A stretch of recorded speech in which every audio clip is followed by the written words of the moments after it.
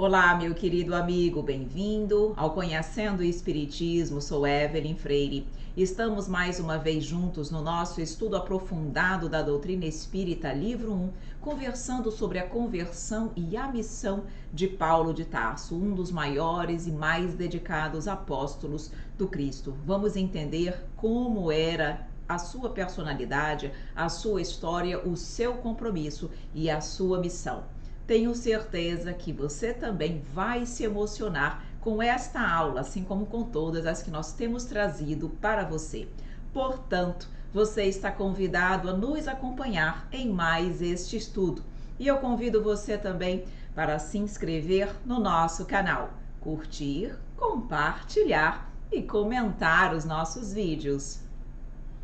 Queridos amigos, o que nós vamos, portanto, estudar, focar no nosso estudo de hoje? Vamos elaborar uma breve biografia de Paulo, o apóstolo dos gentios. Vamos entender por que ele foi chamado o apóstolo dos gentios.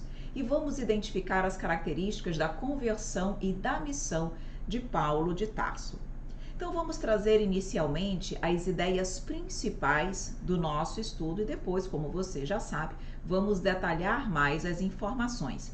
Mas antes, eu gostaria de lembrar, eu sei que você já sabe, mas vamos lembrar que na última aula nós estudamos sobre Estevão e Paulo de Tarso era exatamente Saulo de Tarso, à época, antes de se tornar cristão.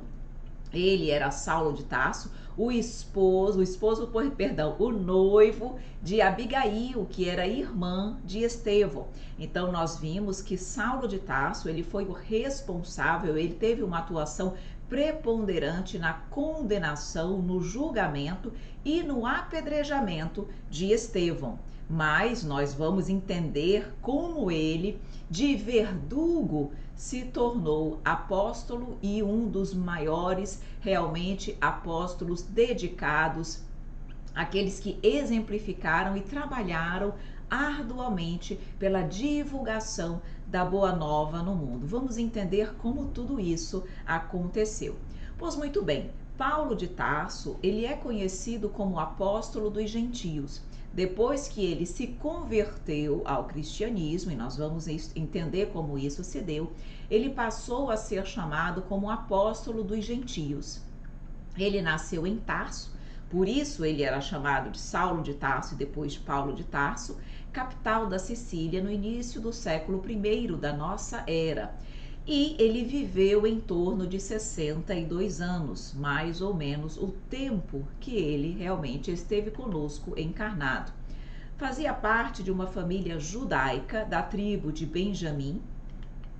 Ele era também um cidadão romano, porque ele nasceu numa cidadezinha ali que era colônia, era na verdade vinculada a Roma, então como tal ele também era cidadão romano. Ele era fariseu e teve como preceptor o Rabino Gamaliel, um dos maiores professores do judaísmo. Tá? E nós vamos entender, Gamaliel teve uma importância muito grande, não só na sua formação, como conhecedor da lei mosaica, mas também depois que ele se converteu, nós vamos entender, Gamaliel, na verdade, sua família também teve um papel importante para com Paulo de Tarso. A conversão de Saulo de Tarso, ele era Saulo antes de se tornar Paulo, ao cristianismo, teve início numa viagem de perseguição aos cristãos. Representa a dádiva santa da visão gloriosa do Mestre às portas de Damasco. O Mestre chama-o da sua esfera de claridades imortais. Paulo tateia na treva das experiências humanas e responde: Senhor, que queres que eu faça? Claro que aqui são as ideias principais, eu ainda não vou contar os detalhes, mas o que é importante nós sabermos e que eu já posso falar para você neste momento é que a sua conversão se deu na estrada de Damasco, quando ele, na verdade, estava numa viagem de perseguição aos cristãos. E nessa viagem, nessa estrada de Damasco, Jesus se faz presente, aparece para Saulo de Tarso, e a transformação se dá. Há um diálogo entre Jesus e Saulo de Tarso, E num determinado momento, quando Saulo de Tarso está ali completamente entregue ao Cristo, reconhecendo a sua pequenez, a sua insignificância perante a grandiosidade do Mestre, ele diz: Senhor, que queres que eu faça? Significando aí, já nesta frase, a sua primeira demonstração de fé, de entrega, de dedicação, de comprometimento para com a tarefa do Cristo. A missão de Paulo, nós vamos estudar com calma, mas a missão de Paulo pode ser resumida em 3 palavras: fé, esperança e caridade.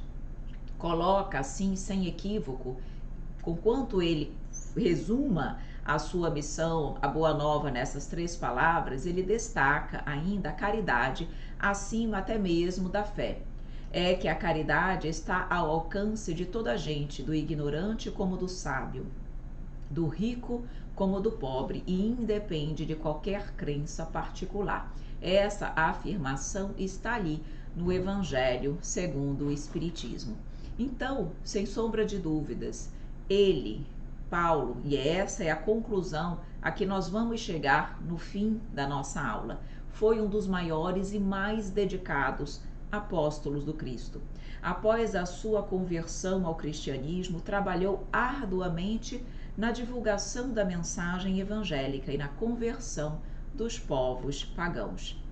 Escreveu inúmeras cartas, que são as cartas paulinas, e nós vamos estudar sobre as cartas paulinas no decorrer das próximas aulas, tá? Então, as próximas aulas, começando por hoje, vão ser em torno de Paulo e de suas cartas. Então, ele escreveu inúmeras cartas que ajudaram na propagação inicial do Evangelho, sendo um dos mais influentes escritores do cristianismo primitivo, chamado também de Saulo de Tarso e apóstolo dos gentios. Então ele foi sim um dos maiores e mais dedicados, porque depois que ele se converteu, ele realmente saiu pelas cidades pregando, divulgando o evangelho de forma incansável. Escreveu as suas cartas quando ele não podia mais estar fisicamente presente em tantos lugares que lhe demandavam a presença. Ele começou a escrever. E são as cartas paulinas que nós podemos encontrar no Novo Testamento. Então, realmente, ele foi um exemplo de mudança, de transformação. Ele, que num primeiro momento estava perseguindo os cristãos, ao encontrar-se com o Mestre, se transformou, se modificou realmente e de forma completa, porque a sua entrega, a sua renúncia a si mesmo, a partir daquele momento, foi total.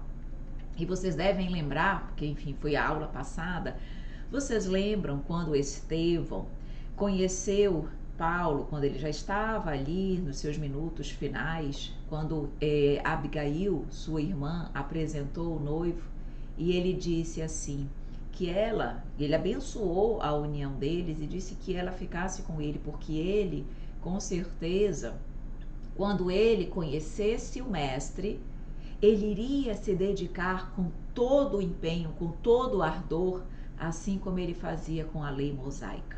E não foi uma verdade? Foi uma previsão ali de Estevão, porque de fato, quando ele conheceu o Mestre, ele se dedicou com o mesmo ardor, com a mesma vontade, com a mesma dedicação que ele fazia à lei mosaica, ele passou a fazer para com a lei do Pai, para com os evangelhos, as missões e os ensinos de Jesus. Bom, essas são as ideias gerais, só para deixar você realmente com vontade de assistir e participar desta aula. Mas vamos para os dados agora biográficos de Saulo de Tarso, porque ele era Saulo antes de se tornar Paulo, e aí vamos agora estudar com um pouco mais de calma para você entender bem a história dele. Então, ele é conhecido como apóstolo dos gentios em razão do devotado trabalho evangélico que realizou junto aos povos pagãos, realmente levando, desenvolvendo ali um entendimento junto aos povos pagãos para que eles pudessem se tornar cristãos, mas verdadeiramente compreendendo a mensagem do Cristo.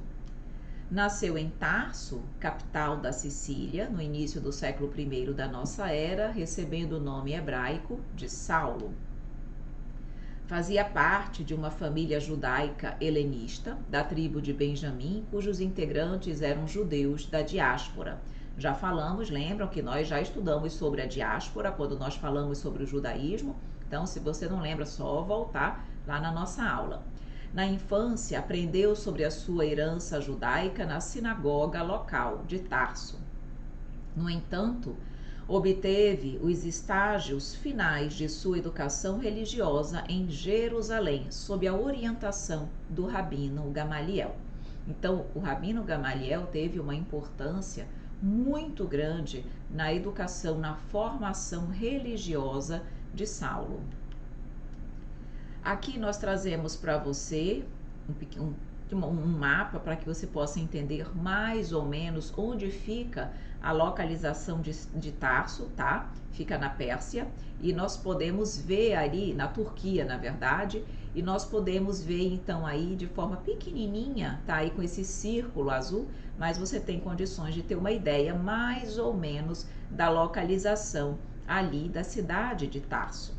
Aqui nós trazemos para você também o Império Romano nos tempos do Cristo, dá para vocês entenderem um pouquinho o domínio do Império Romano naquela época. Então nós percebemos que Tarso está ali, fazia parte do Império Romano. Vocês estão vendo ali próximos, olha, Antioquia, Damasco, Éfeso. Percebam, portanto, que essa área aí toda era domínio do Império Romano, certo?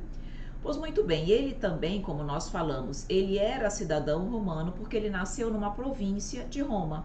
Tarso, aí como nós vimos, era um império romano, uma província que estava sob o domínio de Roma. Então, por conta disso, ele também era cidadão romano. Nos tempos romanos, a Sicília exportava grande quantidade de lã caprina, chamada cilício, da qual se faziam tendas. Esse foi, aliás, o ofício de Saulo. Ele era um tecelão, uma vez que era de praxe entre os de sua raça, inclusive os mais ricos e ilustrados, aprender sempre um ofício manual. Então era importante que eles não soubessem apenas as leis as leis mosaicas, que eles buscassem apenas trabalhar o intelecto, porque nós sabemos que Saulo ali, ele era um rabino, ele tinha inteligência, ele estava em ascensão junto ao Sinédrio, tá? Mas, independente disso, era importante o aprendizado de um ofício manual, e ele era tecelão, então ele aprendeu essa arte também. Então, Tarso é uma cidade da Turquia. A terra natal do apóstolo contava com cerca de 500.000 habitantes na época do seu nascimento, possuindo um bom porto e um centro comercial movimentado e importante. Tarso, a capital, era famosa pelos seus filósofos e por suas escolas. Os judeus da diáspora estabeleceram ali importante colônia, como também em Antioquia, Mileto, Éfeso, Esmirna. Nós vimos ali no mapa que eram todas cidades próximas. Então, já era uma cidade com um porto comercial desenvolvido, então uma cidade importante que tinha uma relevância naquela época e era famosa pelos seus filósofos e pelas suas escolas. Então fica também fácil de nós compreendermos a tendência natural de Saulo à época de estudar, conhecer as escrituras, se tornar, porque ele não tinha apenas o conhecimento, ele também falava muito bem, verbalizava muito bem. Ele tinha também o dom da palavra. Então, tudo isso, claro, até pela situação, pela condição da cidade, que era famosa pelos seus filósofos e pelas suas escolas, natural que os jovens também se sentissem atraídos pelas escrituras, pela filosofia, pelas escolas, pelo saber. E Saulo não deixou de ser, né, não foi diferente. Então, em Jerusalém, ele conquistou uma posição de importância como fariseu e tornou-se membro do Sinédrio. Possuía poderosa inteligência e considerável cultura. Lembremos ali, mais uma vez, que ele teve os ensinos de Gamaliel no tocante à história judaica. Então, tudo aquilo para ele fez uma grande relevância, fez uma grande diferença para que ele pudesse adquirir junto ao Sinédrio a posição de destaque que ele tinha. Então foram fatores que muito também favoreceram em suas viagens missionárias, porque ele era inteligente, ele tinha cultura, ele falava vários idiomas e ele ainda tinha o dom da palavra para falar. Então tudo isso foi muito importante para que ele conseguisse levar o evangelho de Jesus aos pagãos. Por isso ele também foi considerado o apóstolo dos gentios. Falava fluentemente o grego, o latim, além do hebraico. Então vejam aí a cultura de Saulo de Tarso. Era excelente argumentador, intransigente em pontos da doutrina, mas flexível na apresentação de suas ideias. Ele adaptava-se ao nível de seus ouvintes. Isso é sensacional. Por quê? Super culto. Já vimos aí, até mesmo pelos idiomas que ele falava. Tinha muita cultura, inteligente, argumentava muito bem, falava muito bem, sabia colocar os seus pontos de vista. Então, conquanto ele fosse intransigente em pontos de doutrina, ou seja, ele não abria ali, ele não modificava, embora ele tenha se modificado quando conheceu Jesus, mas enfim, ele era muito firme no primeiro momento em relação às leis mosaicas e depois muito firme em relação às leis do Cristo, certo? Ao Evangelho do Cristo. Mas ele era flexível ao apresentar as suas ideias. Ele conseguia adaptar-se ao nível dos seus ouvintes. Isso é super importante. Por quê? Porque junto a um público mais humilde, ele sabia colocar a sua ideia de forma que aquele povo, aquela sociedade, aquelas pessoas compreendessem. Quando ele falava para homens mais cultos, ele sabia também elevar o seu nível. E isso é importante. Por quê? Porque ele precisava ser compreendido. E ele sabia fazer isso muito bem. Elevado à posição de doutor da lei, vivia em Jerusalém desfrutando do prestígio que a posição lhe impunha, junto ao Sinédrio e em razão das relações da sua família. Então, nós já entendemos um pouquinho aí sobre a infância, sobre a cultura de Saulo de Tarso. Mas vamos ver um pouquinho ele, sendo quem foi, será que houve por parte da espiritualidade um planejamento? Será que foi ao acaso que ele se tornou Paulo de Tarso, um dos maiores e mais dedicados apóstolos do Cristo? Com certeza que não. Nós sabemos que já há sempre um grande planejamento para que as coisas na Terra aconteçam. Nada é feito ao acaso. Em relação àqueles que trabalharam junto a Jesus, também. Então, segundo o livro Universo e Vida, que eu já comentei sobre ele em relação, por exemplo, a Maria e outros, sobre João Batista, trago aqui também em relação ao espírito Paulo de Tarso. Segundo esse livro, ele é um missionário de Sírios, assim como vários outros, da constelação do Grande Cão. E, segundo esse livro, ele foi inicialmente José, o espírito Paulo de Tarso foi primeiramente José, o chanceler do Egito, que viria a ser depois Davi e depois, posteriormente, Paulo de Tarso. Então ele, na verdade, só naquele período ali nós tivemos a oportunidade, segundo esta obra, de conhecer 3 reencarnações do espírito Paulo de Tarso, tá? Então ele diz que além dele, nós já sabemos, já comentamos isso, muitos outros vieram, quase todos aqueles que integrariam o seu colégio apostólico.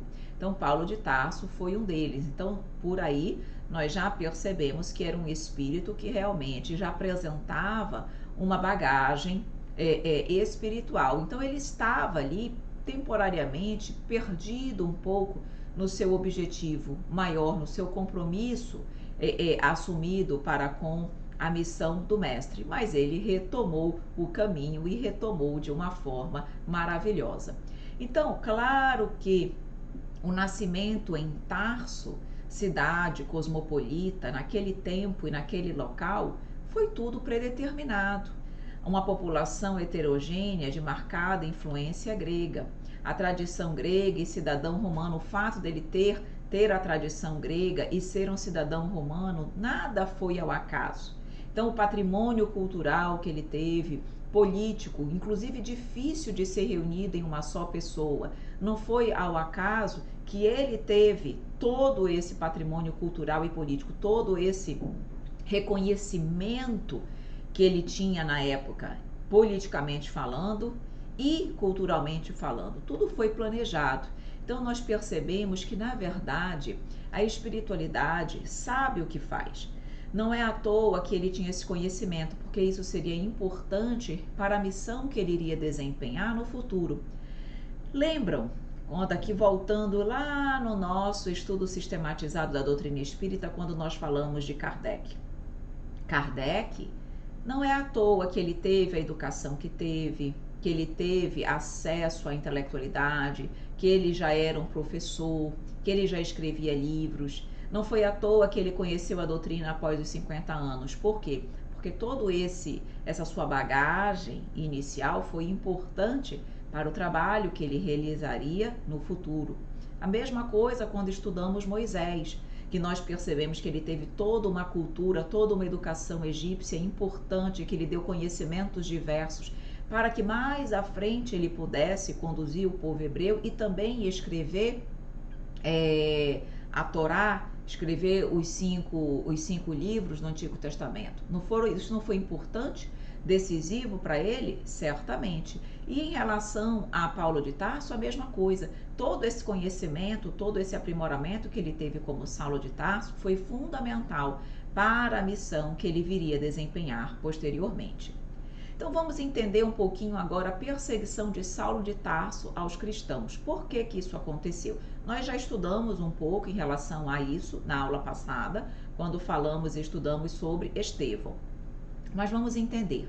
Antes de se converter ao cristianismo, conhecido como Saulo, ele dedicava-se a perseguir os discípulos de Jesus. Foi, como nós vimos, o responsável pela condenação à morte de Estevão, que se chamava Gesiel, irmão de sua noiva Abigail. Após esse fato, a relação com a noiva acaba. Ele se converte ao cristianismo e desencarna. Após este fato, a relação com a noiva acaba, ela se converte ao cristianismo e desencarna pouco tempo depois, acometida de grave enfermidade e nos braços de Saulo. Tomado pela dor da perda, Saulo transfere sua mágoa e revolta para Jesus, iniciando forte perseguição aos cristãos e principalmente a Ananias, responsável pela conversão de Abigail. Suas ideias foram aprovadas pelo Sinédrio, recebendo autorização para agir livremente. Então vamos entender. Nós finalizamos a aula passada exatamente com o desencarne, com a morte de Estevão. Entendemos por que ele perseguiu Estevão. Depois que ele desencarnou, a sua noiva Abigail, a relação deles findou, porque não era mais possível, depois de tudo que tinha acontecido, aquela relação se manter. Ela é convertida ao cristianismo por Ananias.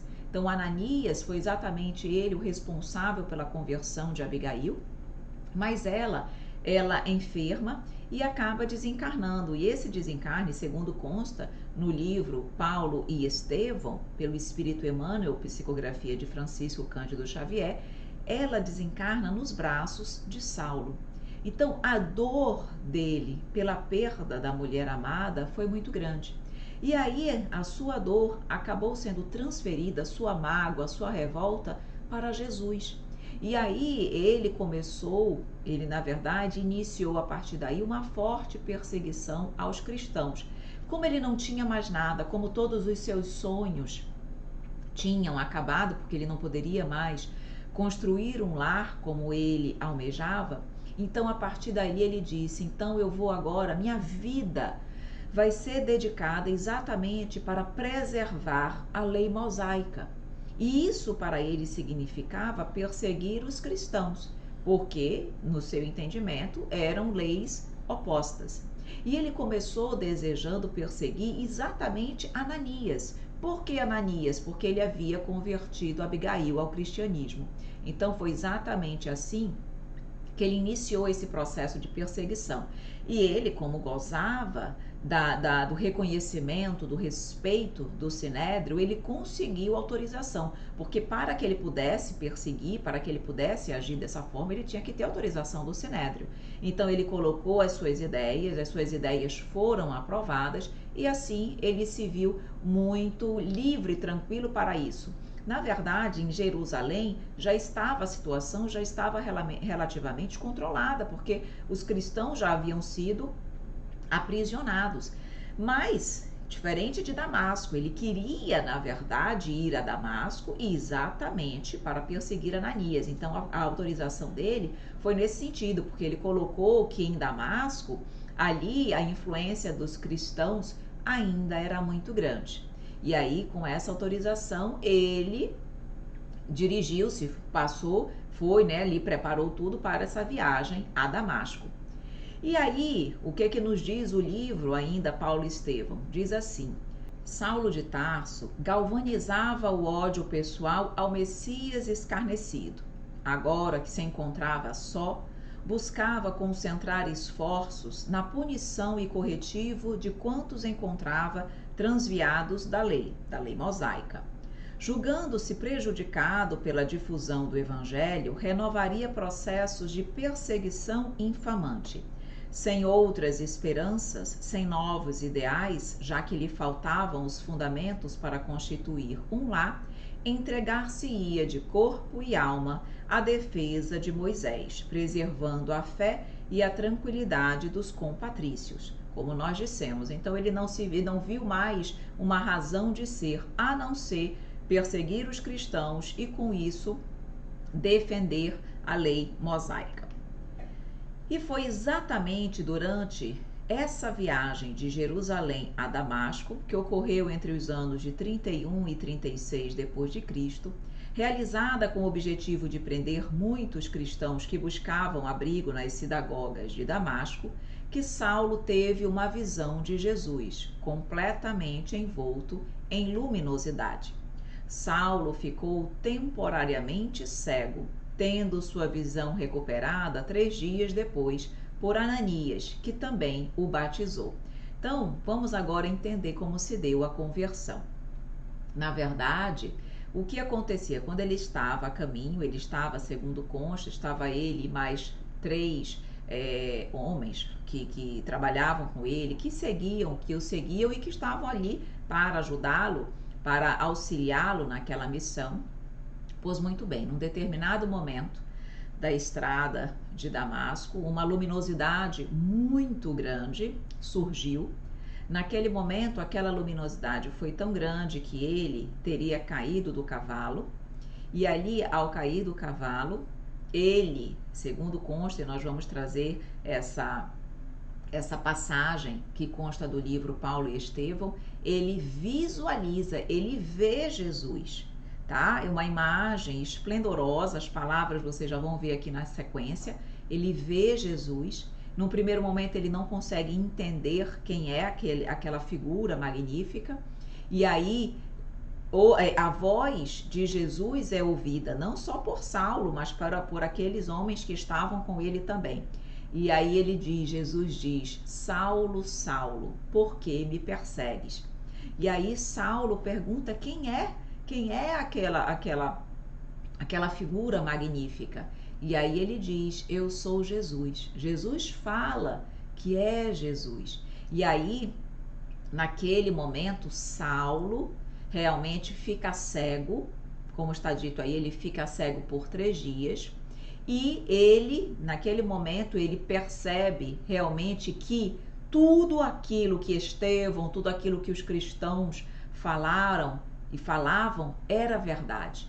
De fato, Jesus se mostra ali com toda a sua grandiosidade, demonstrando que venceu a morte, que realmente a morte não existe, mostrando ali a imortalidade da alma. E naquele momento ele se arrepende de tudo. ele consegue ter a noção naqueles minutos, segundos ali, ele consegue ter a noção de tudo aquilo que ele renegava e ele consegue reconhecer que é a verdade. E aí Saulo diz: que queres, Senhor, que queres que eu faça? Naquele momento, quando ele diz, Senhor, que queres que eu faça? Naquele momento ele já está ali, convertido ao cristianismo, entregue completamente a Jesus. E aí Jesus diz que ele entre em Damasco, que lá lhe será orientado o que fazer. E aí nós sabemos que nesse mesmo período, Jesus conversa com Ananias, que estava em Damasco, pede para Ananias procurar Saulo, orienta onde ele deveria ir, porque Saulo estava em Damasco, e lá ele encontra Saulo e ele cura Saulo com as bênçãos e a permissão de Deus. E aí, a partir daquele momento, Saulo realmente segue como Paulo de Tarso, divulgando e vivenciando o cristianismo. É belíssimo. Eu trouxe para você, eu já contei aqui em linhas gerais, mas nós vamos ver agora um videozinho onde traz exatamente a conversão de Saulo para você. Então vamos assistir?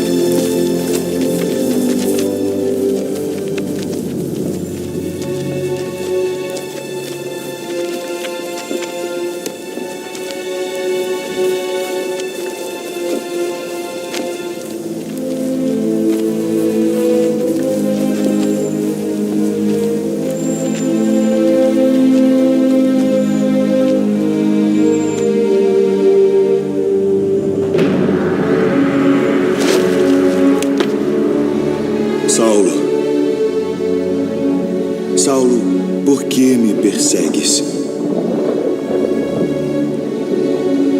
Quem é, Senhor? Eu sou Jesus, a quem tu persegues. Duro é para ti recalcitrar contra os aguilhões. Senhor, que queres que eu faça? Levanta-te e entra na cidade, e lá te será dito o que te convém fazer.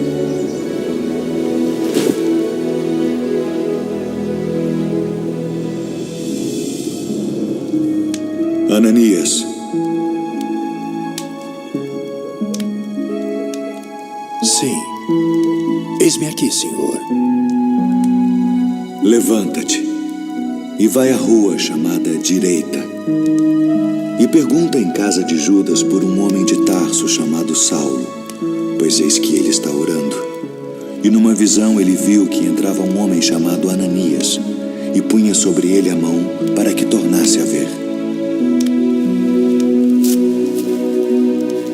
Senhor, de muitos tenho ouvido acerca deste homem, quantos males tem feito aos teus santos em Jerusalém. E aqui tem poder dos principais dos sacerdotes para prender a todos os que invocam o teu nome. Vai, porque este é para mim um vaso escolhido, para levar o meu nome diante dos gentios e dos reis e dos filhos de Israel. E eu lhe mostrarei quanto deve padecer pelo meu nome.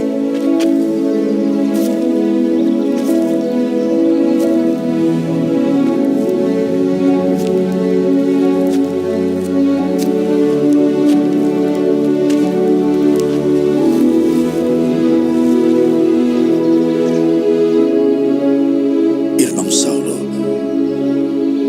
o Senhor Jesus, que te apareceu no caminho por onde vinhas, me enviou para que tu tornes a ver e sejas cheio do Espírito Santo.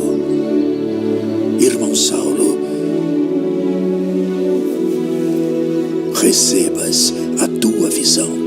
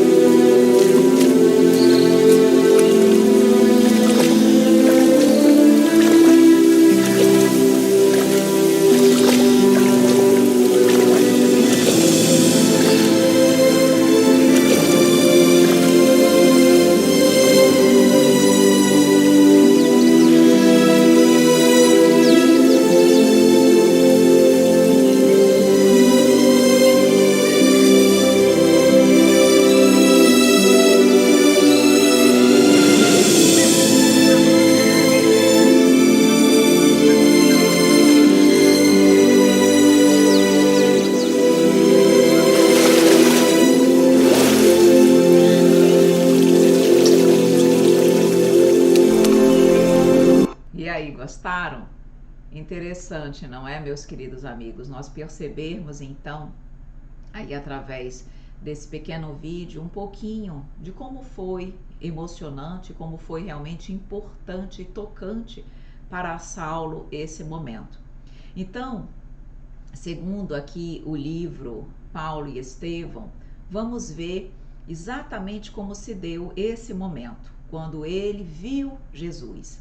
Então, outra luz lhe banha os olhos deslumbrados, e no caminho que a atmosfera rasgada lhe desvenda, vê surgir a figura de um homem de majestática beleza, dando-lhe a impressão de que descia do céu ao seu encontro. Sua túnica era feita de pontos luminosos, os cabelos tocavam nos ombros a Nazarena, os olhos magnéticos, emanados de simpatia e de amor, iluminando a fisionomia grave e terna, onde pairava uma divina tristeza. O doutor de Tarso contemplava-o com espanto profundo, e foi quando, numa inflexão de voz inesquecível, o desconhecido se fez ouvir: Saulo, Saulo, por que me persegues? Então vejam aqui, segundo nos traz o livro, essa informação do livro Paulo e Estevão, ele não apenas ouviu o mestre, não apenas viu aquela luminosidade intensa e ouviu o mestre, ele também viu Jesus. Por quê? Porque nós temos aí a descrição da figura luminosa, majestática de Jesus, que foi visualizada por Saulo de Tarso. E ele pergunta: quem sois vós, Senhor? Eu sou Jesus. Não recalcitres contra os aguilhões. Então, banhado em pranto, como nunca lhe acontecera na vida, fez ali mesmo, sob o olhar assombrado dos companheiros e ao calor escaldante do meio-dia, a sua primeira profissão de fé. E aí ele diz: Senhor, que queres que eu faça? E o que nós percebemos aí? Que realmente a entrega dele foi total. Aqueles que estavam, os companheiros que estavam ali ao lado dele, acreditavam que ele havia enlouquecido. Essa era a interpretação daqueles companheiros. Achavam que ele realmente, em função daquela mudança, de aquele acontecimento extraordinário da sua cegueira também, acreditavam que ele havia enlouquecido.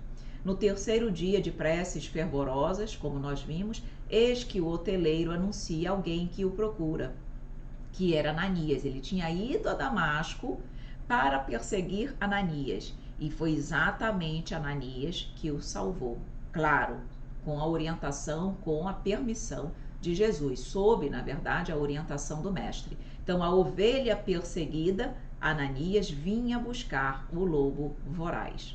Sensacional, sensacional. Isso aí foi para Saulo também muito representativo, porque mostra realmente a misericórdia divina, o amor sublime, onde aquele ali ao qual ele tanto queria perseguir, foi exatamente Ananias que foi ajudá-lo a mando do Cristo.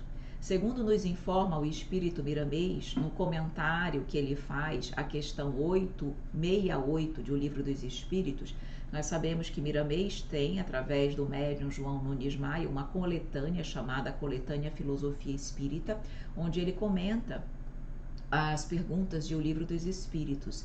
E no comentário dessa pergunta, ele nos informa que na estrada de Damasco, Paulo não recebeu apenas a mensagem de Jesus para o que deveria fazer, no sentido de ter que entrar em Damasco, mas também lembrou dos erros do seu passado e acessou o seu futuro de luz, caso cumprisse fielmente os seus compromissos com Deus. Então, segundo Miramês, naquele momento, ele teve acesso aos seus erros, ou seja, lembra que eu disse que naquela questão ali de segundos, de minutos, ele teve acesso à sua consciência, ao arrependimento de tudo aquilo que ele fez. Ele conseguiu perceber a verdade trazida por Estevão e por todos os cristãos e que ele renegava. Mas, segundo Miramês, ele também acessou o seu futuro de luz, ou ele teve ali a oportunidade de perceber qual a sua missão e o que lhe seria destinado caso ele cumprisse fielmente os compromissos com Deus.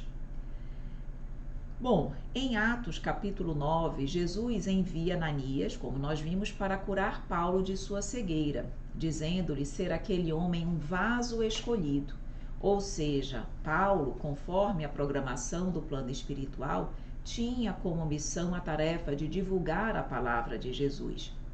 Quando ele disse ali um vaso escolhido, e nós vemos isso também no videozinho que foi passado, isso demonstra que ele, na verdade, não era algo que estava acontecendo ali ao acaso.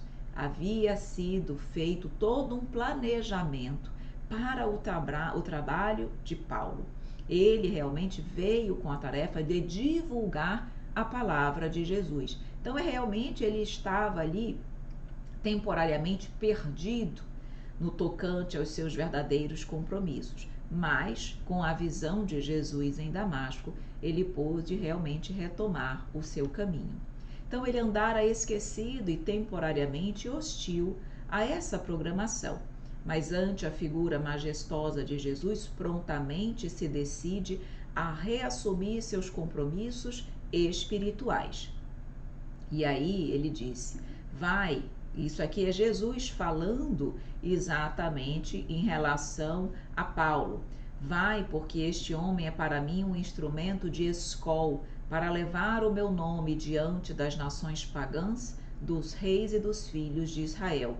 Eu mesmo lhe mostrarei quanto lhe é preciso sofrer em favor do meu nome. São as palavras de Jesus a Ananias. Então, ele era realmente um vaso escolhido, alguém que estava ali com a missão de divulgar a palavra de Jesus, mas ele sofreu muito. Como ele, nesse primeiro momento, como Saulo ainda, ele fez muito mal aos cristãos, não foi fácil a sua tarefa.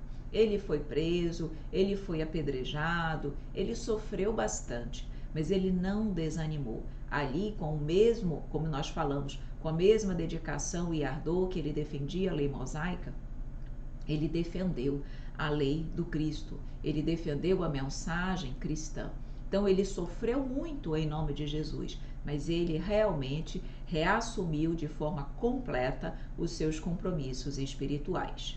E assim como ele, nós também somos. Muitas vezes nós estamos temporariamente esquecidos da nossa tarefa, do nosso trabalho, do nosso compromisso para com o Pai. Tudo bem, acontece. O importante é reassumirmos o controle das nossas vidas, é reassumirmos o compromisso para com Jesus e voltarmos para o caminho reto. Se eu cair, vamos levantar e vamos seguir em frente. Não adianta nós nos culparmos, não adianta nós deixarmos que a crítica, o auto-julgamento nos impeça de caminhar. Paulo poderia ter deixado que a culpa tomasse conta dele por tudo que ele fez de errado, mas não foi isso que aconteceu. Ele buscou, através da prática do bem, do amor e da verdade, da vivência do Evangelho, reparar os seus equívocos. E aquela frase, portanto, que o amor cobre a multidão de pecados, está aí, de forma clara, demonstrando que é o caminho. O amor, a dedicação, o trabalho com Cristo é o caminho que realmente fará com que nós nos quitemos com a lei do Pai. Então não é se condenar, ao contrário, é trabalhar no bem, fazer o bem, e através dessa atitude nós vamos conseguir reparar todos os nossos equívocos. A partir daí ele mudou completamente a sua forma de pensar, passando de perseguidor a protetor dos cristãos. Rende-se ao Cristo, adota o caminho do sacrifício para renovar a sua alma e inicia sua pregação como discípulo sincero do Messias. É nessa época que passa a ser chamado de Paulo. Ao lado de Simão Pedro e Tiago, o justo, foi um dos mais destacados líderes do cristianismo nascente.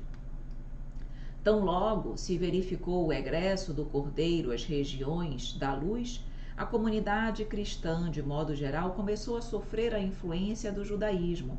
É então que Jesus resolve chamar o espírito luminoso e enérgico de Paulo de Tarso ao exercício do seu ministério. Acontecimento dos mais significativos na história do cristianismo. As ações e as epístolas de Paulo tornam-se poderoso elemento de universalização da nova doutrina. Concluindo o seu período em Damasco, em que recebeu o auxílio de Ananias e conheceu a mensagem de Jesus, Saulo parte para o deserto, vivendo no oásis de Palmira como humilde tecelão de tendas. Teve a oportunidade de conhecer o idoso Ezequias, irmão de Gamaliel, cristão valoroso, assim como o casal Priscila e Áquila, judeus também convertidos ao cristianismo. Então percebam que depois da crucificação, depois do egresso do Cordeiro às regiões de luz, depois que ele ressuscitou e que ele retornou à pátria espiritual, é como diz aí, a comunidade cristã acabou passando a sofrer influência do judaísmo, veio as perseguições. Então foi importante a chegada do trabalho missionário de Paulo de Tarso naquele momento, porque o espírito dele era luminoso, ele era enérgico, ele tinha o dom das palavras, ele era inteligente, ele tinha cultura. Então isso era fundamental para a universalização da nova doutrina, porque o cristianismo precisava ser disseminado, precisava ser conhecido nas outras regiões, e a figura dele foi fundamental, porque ele começou realmente a viajar, e a viajar muito, para poder levar a nova doutrina aos pagãos, a outros judeus, que foram pouco a pouco se convertendo. Mas olha o que aconteceu aí. Quando ele terminou aquele período em Damasco, que Ananias falou para ele sobre o Evangelho, mostrou Jesus, explicou para ele, na verdade, a história de Jesus, os escritos que Ananias tinha consigo, ele passou para Paulo, tá? Para que ele pudesse conhecer mais a história do mestre. E aí, ele não foi logo sair dali pregando o Evangelho, não. Ele foi para o deserto, aí no oásis de Palmira, ficou lá por 3 anos como tecelão, tá? Ele recebeu as orientações de Ezequias, irmão de Gamaliel, que tinha sido preceptor dele no judaísmo. Ou seja, ele se preparou, ele se capacitou, ele conheceu ali verdadeiramente o Evangelho de Jesus, a sua história, os seus ensinos. E a partir só depois desse período é que ele começou realmente a sua missão de divulgar a nova doutrina. Quando retornou a Jerusalém, muitos judeus dele fugiam com medo, outros queriam matá-lo. Após um encontro com os apóstolos, quando relatou os acontecimentos da estrada de Damasco, foi aceito como discípulo de Jesus e pôde entrar e sair de Jerusalém, pregando o nome do Senhor. Sendo, porém, ameaçado de morte por alguns judeus, os apóstolos levaram-no a Cesareia e depois a Tarso. Natural, lembra que nós dissemos que não foi fácil a missão dele, que ele também foi perseguido. Exatamente, não foi fácil, mas ele manteve-se firme até o fim. Isso é que é maravilhoso, no sentido de não é porque ele falhou que ele depois não se manteve fiel ao Cristo. Ele se manteve fiel, sim, até o fim. A partir daí, sua vida foi destinada ao Cristo. Pregou em Antioquia com Barnabé, sendo ali que os discípulos de Jesus passaram a ser chamados de cristãos. Em Atos dos Apóstolos são relatadas 3 viagens de Paulo. Ao criarem esta alcunha, cristãos, os gentios de Antioquia tomaram o título de Cristo por um nome próprio. A missão de Paulo não foi fácil, sofreu toda sorte de atribulações. No entanto, a partir da sua conversão na estrada de Damasco, consagra toda a sua vida ao serviço do Cristo que o conquistou. A missão de Paulo pode ser resumida em 3 palavras: fé, esperança e caridade. Agora, portanto, permanecem fé, esperança e caridade, estas 3 coisas. A maior delas, porém, é a caridade.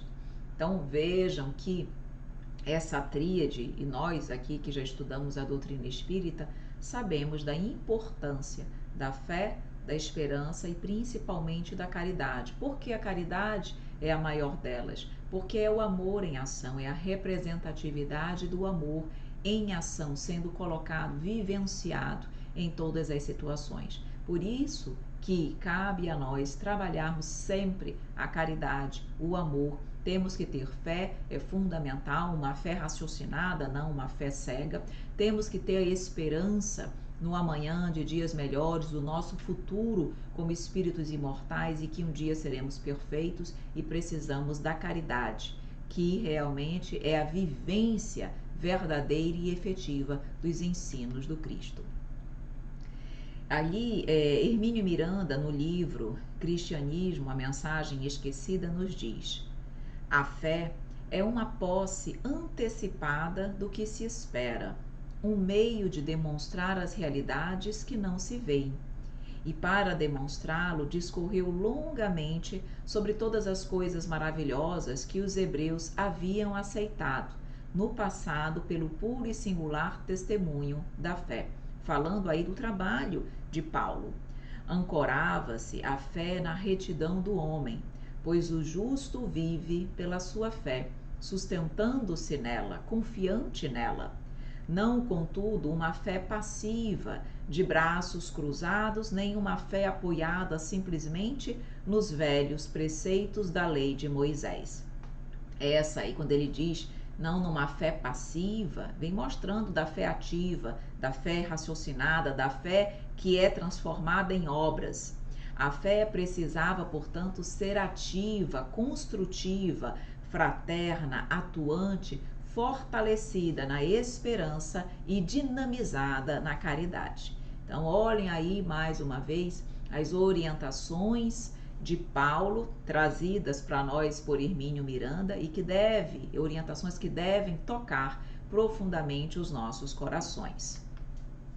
A ressurreição do Cristo é o seu argumento decisivo em relação à esperança, porque na estrada de Damasco ele viu Cristo vivo e recoberto de luz, depois de estar oficialmente morto há vários anos. Então isso, na verdade, foi a prova, o argumento decisivo para que Paulo tivesse esperança, tivesse a certeza, a fé na imortalidade da alma, realmente na sobrevivência da vida após a morte. E isso foi fundamental também para toda a sua mudança, para que ele pudesse pregar e levar a palavra com tanta confiança, com tanta certeza.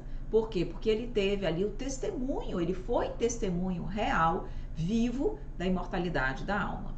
Então, dessa forma, para Paulo, a descoberta mais retumbante foi que o ser não morre para sempre, que existe a grandeza da imortalidade, a existência de outro corpo leve e luminoso, que permite a sobrevivência do espírito, de que há um reino de glórias e alegrias à espera de cada um de nós, de que é preciso aceitar a leve tribulação do momento que passa, como ele afirmava, em troca de um enorme caudal de glória eterna. Pois muito bem, a fé e a esperança, porém, embora pessoais e muitas vezes incomunicáveis, intransferíveis por simples tradição, não seriam conquistas inativas, estáticas e infrutíferas.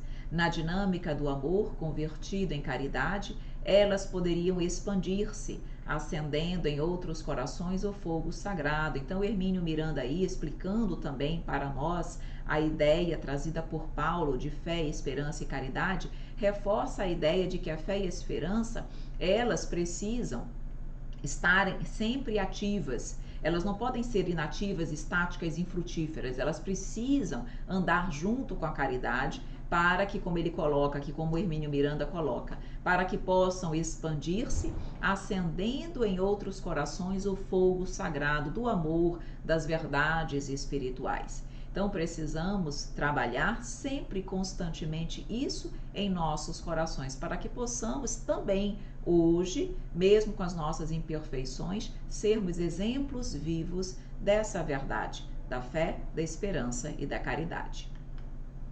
A fé e o amor devem contemplar o futuro com o olhar da confiança e, portanto, da esperança. A fé, unida à esperança, pode ser apenas egoísmo. A esperança e o amor podem não ser suficientes para construir a fé, e nesse caso, a felicidade seria apenas uma hipótese. É preciso as três, como acentuou Paulo, e todos aspirassem às três, mas a maior delas é o amor. Não nos esqueçamos, contudo, de que, balanceado as duas em sua mente privilegiada, ele, referindo-se aí a Paulo, ele concluiu que o amor ainda é mais importante do que a própria fé, especialmente a dinâmica do amor que se expressa na caridade, no serviço ao próximo. É a tônica do pensamento de Jesus. Serviço ao próximo. Então, aí está todo, junto com a fé e com a esperança, todo o caminho, todo o roteiro de luz que nós devemos e precisamos seguir para realmente, verdadeiramente, vivenciarmos Cristo, sermos verdadeiros cristãos aqui na Terra. A fé foi, sem dúvida, um instrumento que garantiu a Paulo a força moral para vencer as vicissitudes da vida. Não foram poucas as vicissitudes de Paulo, hein? Todavia, soube compreender que somente o amor faz o homem elevar-se aos píncaros da felicidade verdadeira. Bom, então aqui nós trazemos para você essa imagem, mostrando que de quando ele foi curado por Ananias até ele ficou ali por 3 anos, ali de 36 a 39 no deserto, junto com Ezequias e Prisca e Áquila, e aí depois desses 3 anos é que ele realmente, junto com Barnabé e junto com os outros apóstolos, foi realmente pregar, divulgar a doutrina. Então nós percebemos aí aquele período de 3 anos que nós comentamos, que foi o tempo que ele teve para se preparar verdadeiramente para a sua missão. E deixamos aí fé e esperança e a caridade, as palavras que resumem a missão de Paulo. Nós trazemos para você aqui um trailer do filme Paulo, Apóstolo de Cristo.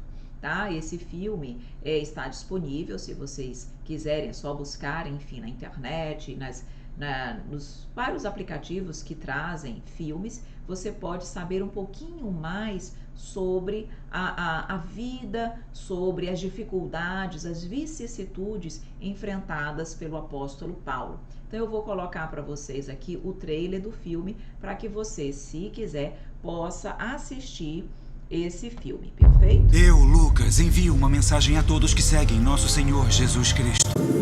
Há um mal terrível no mundo. A escuridão está se espalhando.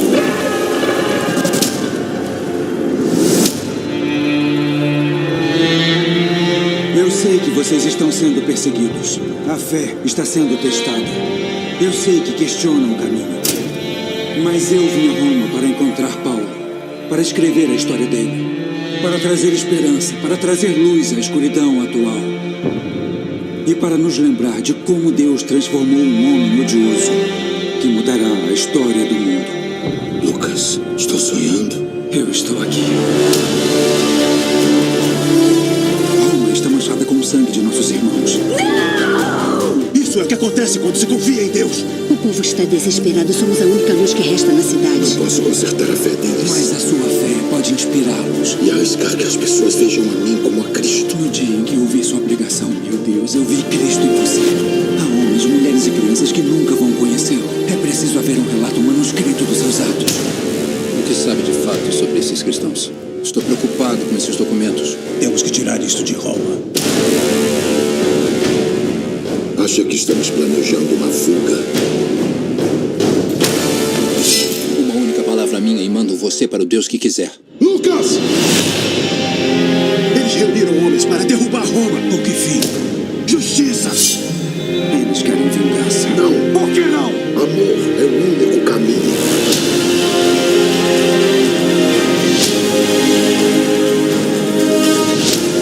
Quando chegar a hora, você terá a força para fazer o que é certo. Seu povo morre hoje. Este mundo não entende o que é amor.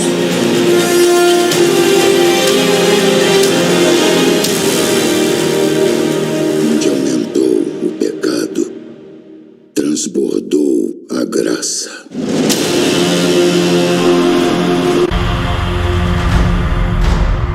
Vontade de assistir, não é verdade? O interessante, de fato, é isso, estimular você a buscar, a estudar um pouco mais. Aquilo que nós trazemos é tão pouco perto de toda a grandiosidade da história vivenciada por Paulo de Tarso. Então, se você puder, assista esse filme. Bom, vamos para as nossas reflexões finais, então, do nosso estudo de hoje. Então, o que é que nós tivemos aí oportunidade de asseverar, de perceber, de observar? Que o apóstolo dos gentios foi o primeiro grande missionário cristão, poderoso elemento de universalização da nova doutrina. Judeu de origem e formação, entendeu que o pensamento do Cristo não podia ficar contido nos limites da raça judaica, e sim que essa mensagem deveria ser imparcialmente distribuída a todos. Então aí a importância do seu trabalho de divulgar, por isso ele saiu divulgando, viajando e divulgando a mensagem cristã.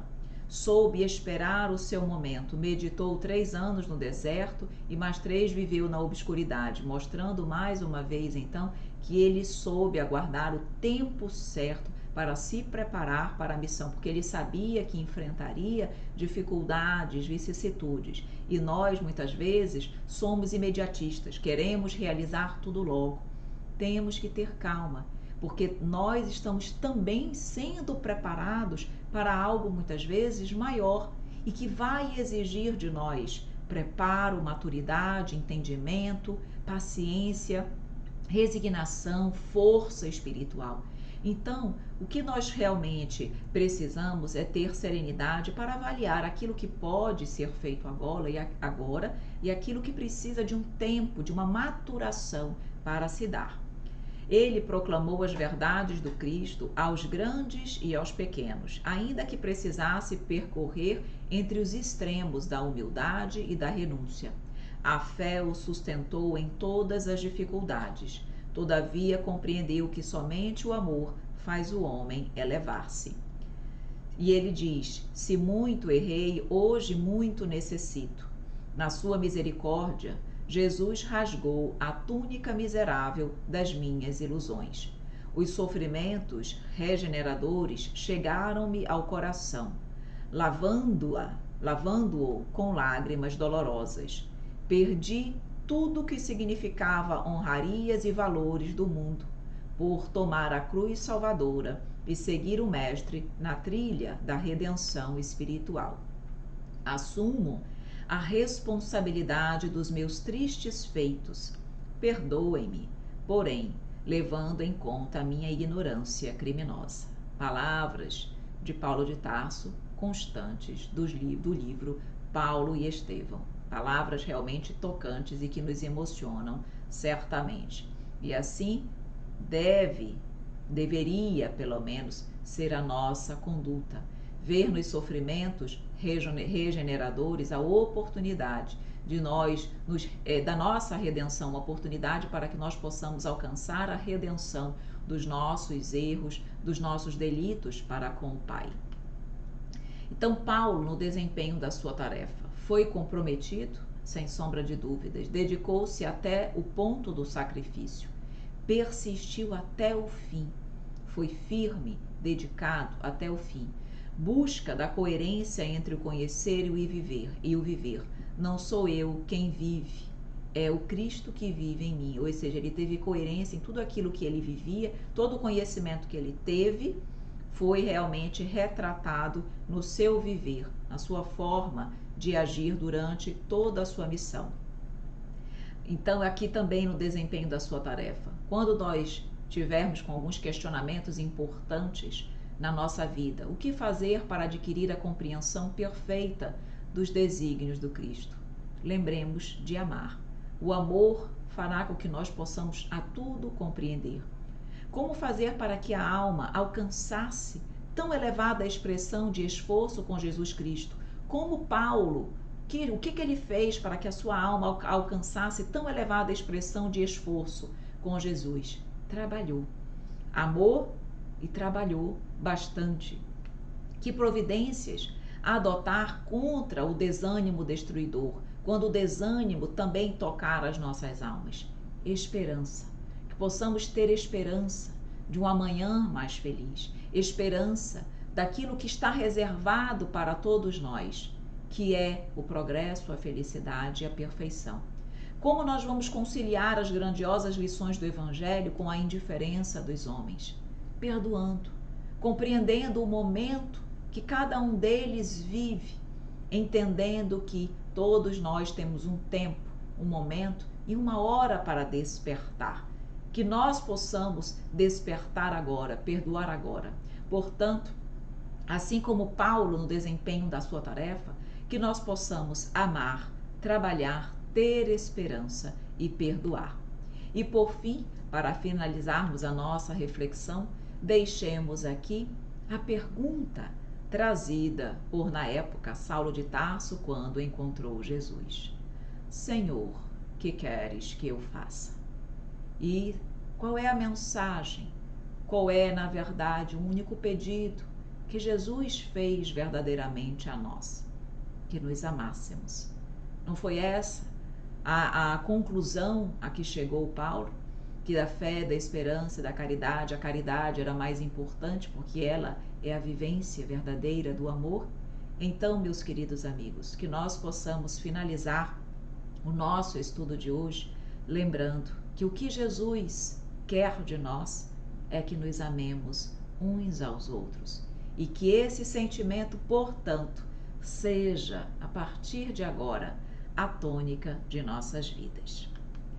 Perfeito, meus queridos amigos, e aqui nós vamos finalizando o nosso estudo deste domingo, mais um estudo do nosso EAD.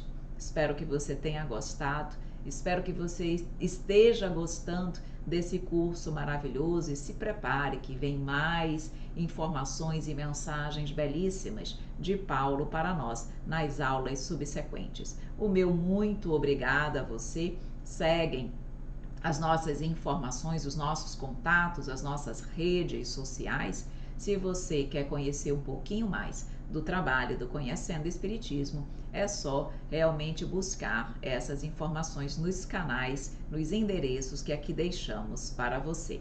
Eu só tenho então a agradecer, a desejar a você sempre uma boa semana, um grande beijo, um grande abraço e até a nossa próxima aula, se Deus quiser.